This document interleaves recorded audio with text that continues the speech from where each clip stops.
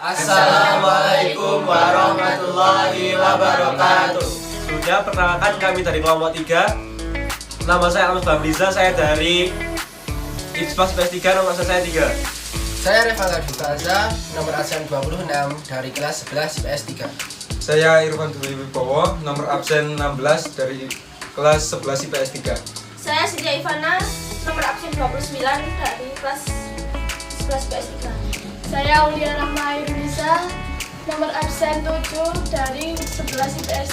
Saya Wisnawati, absen nomor 19 dari PS 3. Kami di sini ingin memaparkan video tentang Orde Lama masa liberal dan Orde Lama masa terpimpin. Memaparkan seluruh isi video, alangkah baiknya kita mengetahui apa itu Orde Lama. Orde Lama dalam sejarah politik Indonesia merujuk kepada masa pemerintahan Soekarno yang berlangsung dari tahun 1945 hingga 1966. Istilah ini tentu saja tidak digunakan pada saat itu dan baru dicetuskan pada masa pemerintahan Soeharto yang disebut juga dengan Orde Baru. Dalam Orla Negara kita menerapkan dua demokrasi, yaitu demokrasi liberal dan demokrasi terpimpin. Itu dia pengertian dari masa Orde Lama. Selanjutnya kita akan berlanjut lagi ke pengertian demokrasi liberal. Demokrasi liberal atau demokrasi konstitusional adalah sistem politik yang menganut kebebasan individu. Secara konstitusional, ini dapat diartikan sebagai hak-hak individu dari kekuasaan pemerintah. Dalam demokrasi liberal, keputusan-keputusan mayoritas dari proses perwakilan atau langsung diberlakukan pada sebagian besar bidang-bidang kebijakan pemerintah yang tunduk pada pembatasan-pembatasan agar keputusan pemerintah tidak melanggar kemerdekaan dan hak-hak individu secara tercantum dalam konstitusi. Nah, selanjutnya kita akan mengetahui nih bagaimana demokrasi liberal itu dilaksanakan di Indonesia sendiri. Pelaksanaan demokrasi liberal sesuai dengan konstitusi yang berlaku saat ini, yakni Undang-Undang Dasar Sementara 1950. Kondisi ini bahkan sudah dirintis sejak dikeluarkannya maklumat pemerintah tanggal 16 Oktober 1945 dan maklumat tanggal 3 November 1945. Tetapi kemudian terbukti bahwa demokrasi liberal atau parlementer yang meniru sistem Eropa Barat kurang sesuai diterapkan di Indonesia.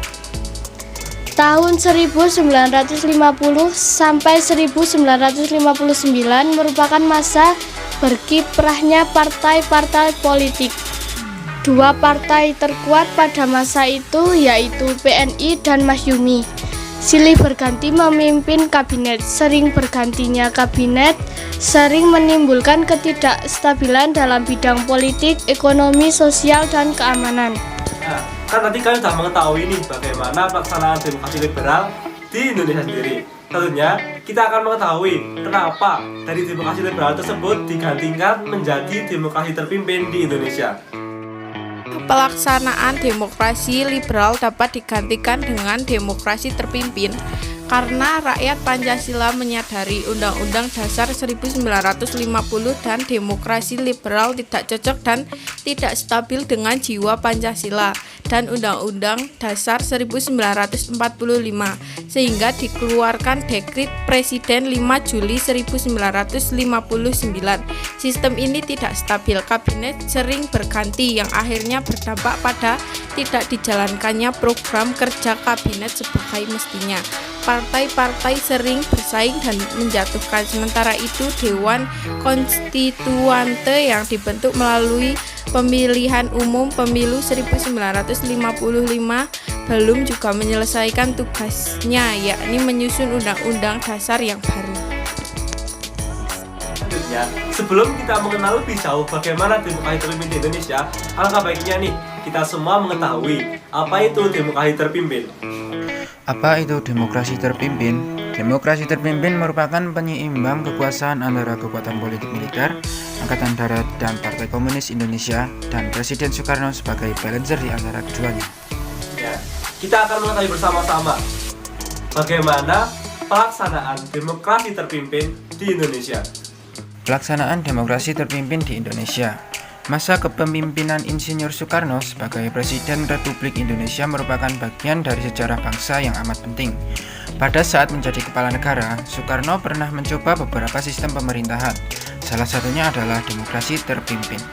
Sistem pemerintahan demokrasi terpimpin diawali sejak dikeluarkannya Dekrit Presiden tanggal 5 Juli 1959. Dekrit ini dianggap menandai kekuasaan Soekarno yang hampir tidak terbatas dan pemusatan kekuasaan yang berada di tangan Presiden Soekarno. Masa Presiden terpimpin dimulai dengan hadirnya Partai Komunis Indonesia atau PKI sebagai partai politik yang paling dominan dan TNI AD sebagai kekuatan hankam dan sosial politik. Demokrasi terpimpin merupakan penyeimbang kekuasaan antara kekuatan politik militer, angkatan darat, dan politik, dan Partai Komunis Indonesia dan Presiden Soekarno sebagai penyeimbang di antara keduanya.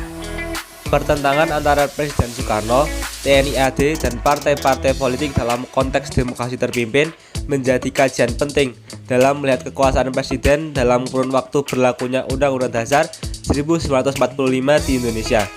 Pada era pemerintahan sistem politik demokrasi terpimpin ini, peranan PKI sangat menonjol dan berkembang menjadi kekuatan politik. Sementara, pihak yang gigih melawan PKI adalah Partai Masyumi dan Partai Sosialis Indonesia atau PSI, yang pada akhirnya dibubarkan oleh Presiden Soekarno karena dianggap menjadi pendukung pemberontakan yang terjadi di daerah Sumatera dan Sulawesi. TNI AD juga turut menjadi pihak yang anti-komunis. Presiden Soekarno bekerja sama dengan TNI AD untuk mengendalikan partai politik, namun di sisi lain Soekarno melindungi PKI.